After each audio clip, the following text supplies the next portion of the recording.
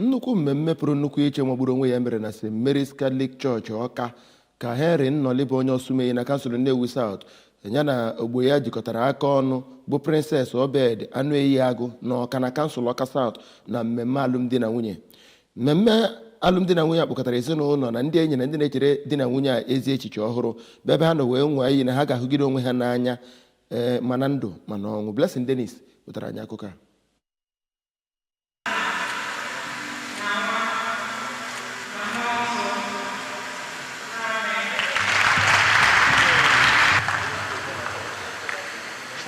Princess Anueyiagu bụ onye mara mma na uwe dị ọgọ o yiri n'ụbọchị alụmdi ya. Di ya bụ Nnoli bụ onye nke yi ezigbo uwe nwakwara ezigbo mma iji kwado ya bụ ụbọchị ahụ. N'okwuchukwu ya, ụkọchukwu bịara abịa bụ onye merubere ya bụ misa alụmdi ahụ bụ Reverend Father Innocent Ọdịlmmụọ bụ onye nke doro ya bụ ndị ahụ gbara akwụkwọ ka ha bụrụ ndị ga na-akparịkata nkata mgbe ọbụla, bụ ndị ga na-aghọtakwa onwe ha, ndị ga na-agbagharakwa onwe ha n'ihe ọbụla ha na-eme, ma kọwaa na ọ bụ ihe a bụ ihe siri ike na-ejikọ alụmdi na nwunye. Reverend Father Ọdịlmmụọ bụ onye kọwara alụmdi dịka mgba dịkwasị asọ site n'aka Chineke, ebe mmadụ abụọ bịara bụrụ otu. Ihe jikọrọ ha bụ ugwu, okwukwe nakwa ịhụnanya, ma kọwaa na njem alụmdi na nwunye bụ ihe jupụtara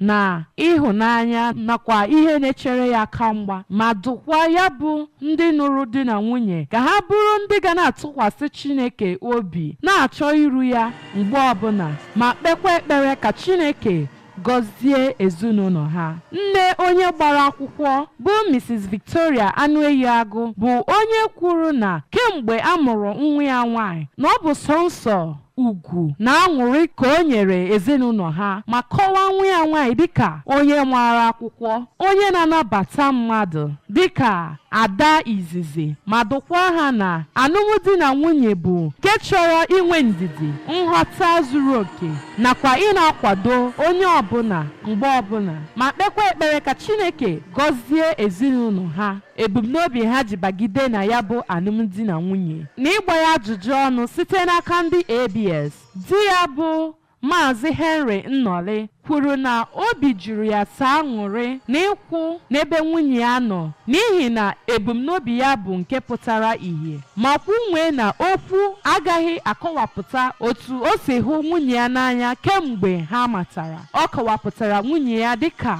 ezigbo nwanyị, odoziakụ ya, ma bụrụkwa ngọzi nyere ya.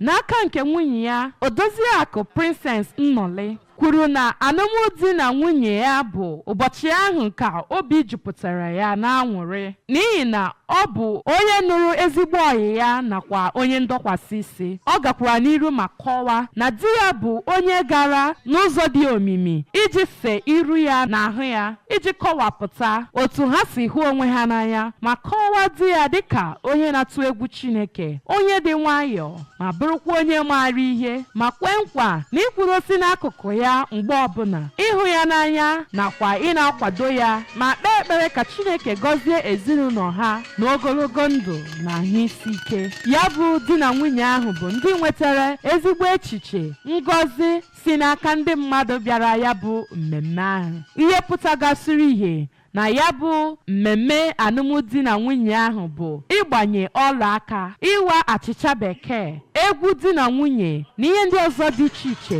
bụ ihe megasịrị na ya bụ mmemme ahụ. Site n'Ọka, Blessing Dennis maka akụkọ ụwa ABS.